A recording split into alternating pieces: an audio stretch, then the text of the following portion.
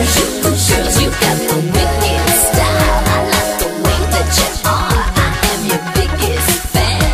Oh, hey, you got the wicked style. I like the way that you are. I am your biggest fan.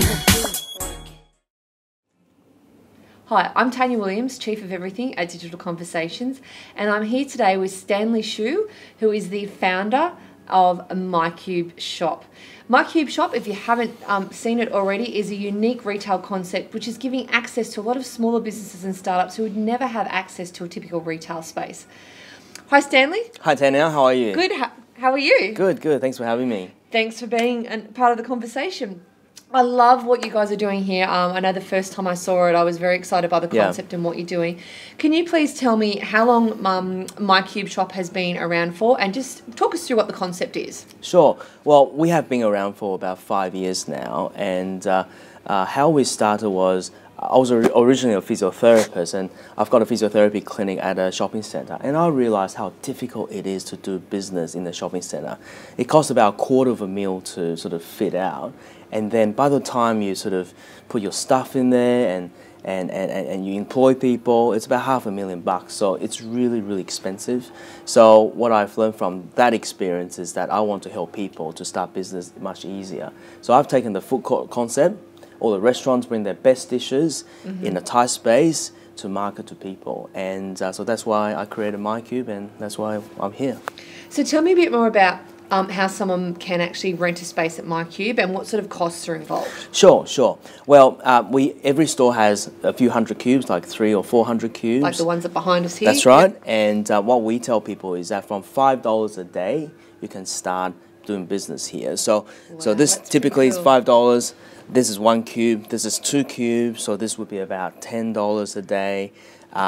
It goes up as high as $13 a day if it's at the front of a shop or better locations. It's real estate at the end of the day. It's like a micro shopping center. So it's ideal for like startups, maybe people who go and do a lot of market stalls, or don't want to have their own full retail shop but need some sort of retail presence and want to get in front of a new market, really, yeah? Yeah, absolutely. Yeah. Look, I would say any entrepreneur who has a sort of smaller capitalization, who can't afford $250,000 or $500,000 Not to start. Many people can.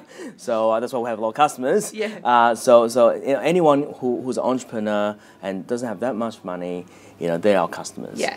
And we also found, this is when we go out and poach people, we say to them, why pay newspaper advertisement? They cost more than we do. We can actually just start. Yeah. So who's involved in charge of marketing the spaces? Is it the individual store owners? Do you guys do marketing? Like, how does that work? Well, just like you're the chief of everything, I'm the chief of everything. So yes, I'm in charge of marketing and sales, that part. Did you ask about digital? No, just in terms of just obviously it's in the store owner's benefit if they do a lot of their own promotion as well, right? Yeah. So what we do is, of course, we try to go out and promote to the community about what we do and tell people how cool it is in terms of coming here to do business and also to shop as well. But I know I've just been doing some little window shopping while I've been here, and there's some really cool stuff here. Yeah, well, isn't that cool? Right. Mini Tanyas here. Mini Tanyas. Well, some could say one's enough. One's enough.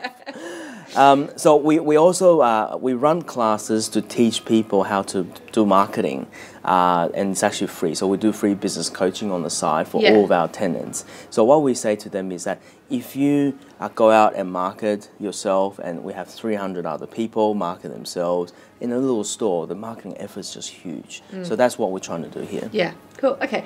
So what sort of digital marketing and digital tools have you been using to promote MyCube Shop? Yeah, social media platforms, obviously, and a website, but mostly social media platforms. So I'm a Facebook junkie. I can't get my thumb away from my phone.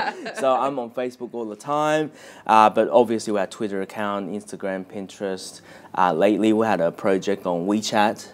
Yes. I think WeChat's huge. Yes. And it's a market that I think if in Australia or anywhere close to Asia, I think Yep. WeChat is a very big platform. Yeah, so for those who don't know, WeChat is a very big social media platform over in Asia. And there's a number of different platforms over there that are quite like Weibo and a few others that haven't really infiltrated Yeah. the Australian market as such. But yeah, I think there's some really interesting alternatives for you guys, particularly in the markets that you have, because you've got a number of stores around Brisbane, haven't you? Yes. So can you share those locations with us as well? Yeah, well, we're here at Garden City, Westfield Garden City at Mangrovette, and we've got one store in Sunnybank Plaza, and we have another store in Maya, Yep. and then we're setting up another store in the western suburbs soon. Very cool. Yeah.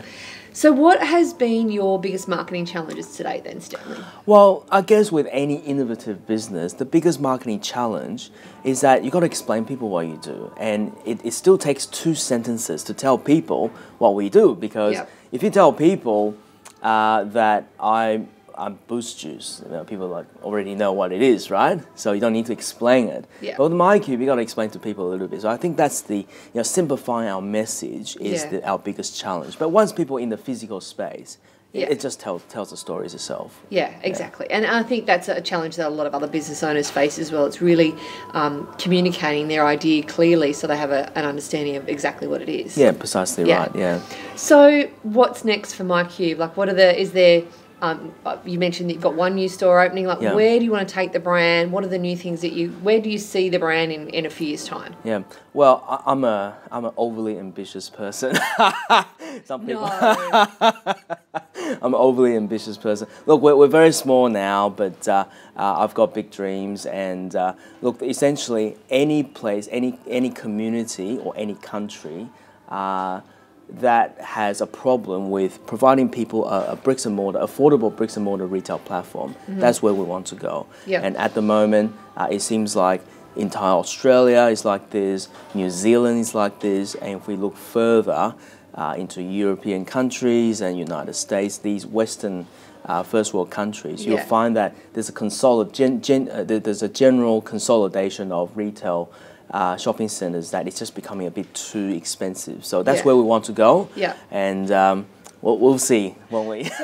What will that model look like? Will that be a franchise model, or will you guys just roll out company stores in lots of different locations? Yeah, I think it will be a hybrid. Yeah. It will be a hybrid because franchising. I done quite a bit of research into that, and I actually studied a course in that as well. Franchising fits perfectly in some industries. I think for us it's a little bit complicated, so we have to do a hybrid. So I have to take the lead. Yeah. Chief of everything. It's good to be in charge of everything, right? That's nice for us. People like to be in control. Yeah. Thank you so much for having a digital conversation with us this morning. I love what you guys are doing with the concept, and look forward to seeing how it evolves and how it expands in the next few years. Thank you for having me. Thanks, Stanley.